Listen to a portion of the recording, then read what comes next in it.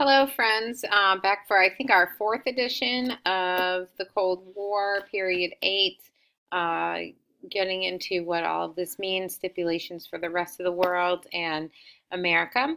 Today, we are looking at unrest in third world nations.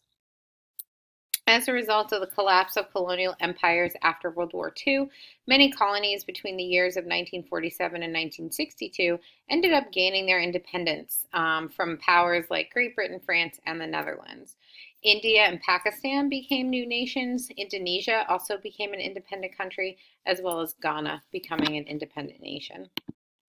Now, the problem is all of these independent nations, great, you have your independence, you're standing on your own. However, they lack a stable political and economic situation, which, of course, means that they are again vulnerable for the Soviet Union to creep in and take over. They're also going to be in some need of foreign aid. So, who are they going to choose to assist them in this situation? Are they going to choose to get aid from the United States, or are they going to go ahead and accept aid from the Soviet Union? It's a daunting question, and we wanted, of course, to make sure that they wouldn't choose option B, that they would stick with option one, but also how are we funding all of this? Like, how are we paying for all of this? So Ike, the president at the time, foreign policy contained something called covert action. And covert action is basically an undercover intervention in internal politics for other nations. So this message seemed a little less objectionable than employing U.S. troops on the ground, and it was often less expensive. Here's an example. In 1953, the CIA helped overthrow the government of Iran that had tried to nationalize the holding of foreign oil companies. The overthrow of the elected government allowed for the return of Reza Pahlavi as the Shah of Iran. The Shah, in return, provided the West with favorable oil prices and made enormous purchases of American arms. The Korean Armistice also is happening at this time period, as well as some situations in Indochina. France loses the colony of Indochina to Japan, or rather to Japanese invaders during World War II, and they, of course, want that back. A lot of raw materials and profitable materials at that in these colonies.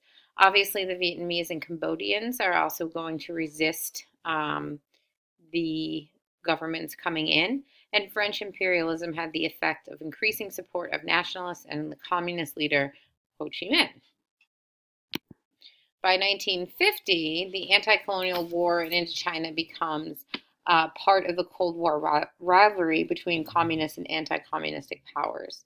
Truman starts to give U.S. military aid to the French. China and the Soviet Union aided the Viet Minh guerrillas. And in 54, the French army finds themselves trapped and meet a great, disastrous defeat. They try to convince Ike to send U.S. troops, but of course he refuses. And later on, at the Geneva Conference in 1958, France does agree to give up Indochina, which was divided into an independent nations of Cambodia, Laos, and Vietnam. Vietnam is then separated at the 17th parallel, and two hostile governments take power on either side of that line. The North is ruled by the Ho Chi Minh, which establishes a communist dictatorship.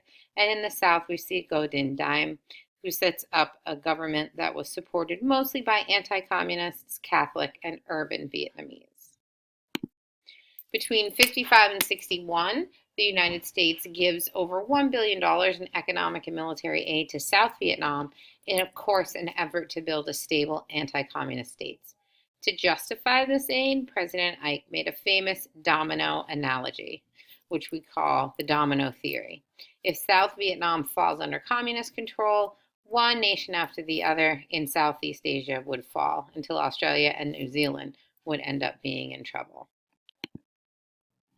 Then we see the establishment of SEATO, right? So SEATO is the Southeast Asia Treaty Organization that was put together by Dulles in 1954.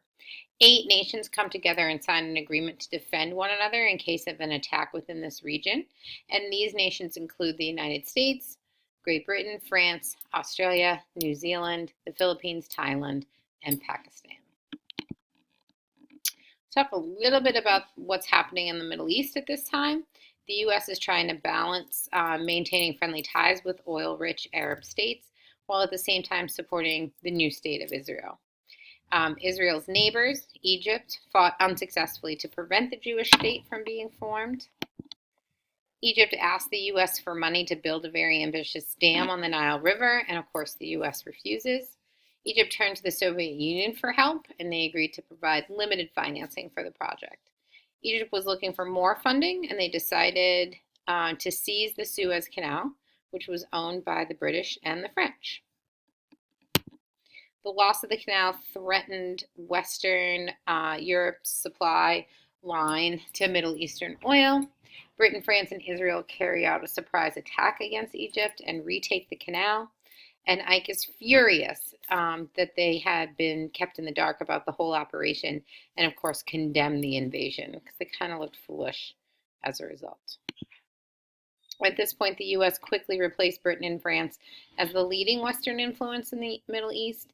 And in 1957, in what is known as the Eisenhower Doctrine, the U.S. pledged economic and military aid to the Middle Eastern countries threatened by communism.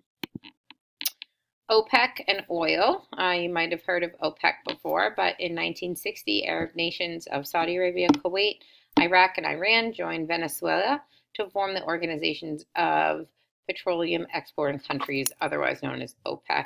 Oil is becoming a major foreign policy issue at this time, and the combination of Western dependence on the Middle East oil, Arab nationalism, and the conflict between Israelis and Palestine refugees would trouble American presidents for many coming decades.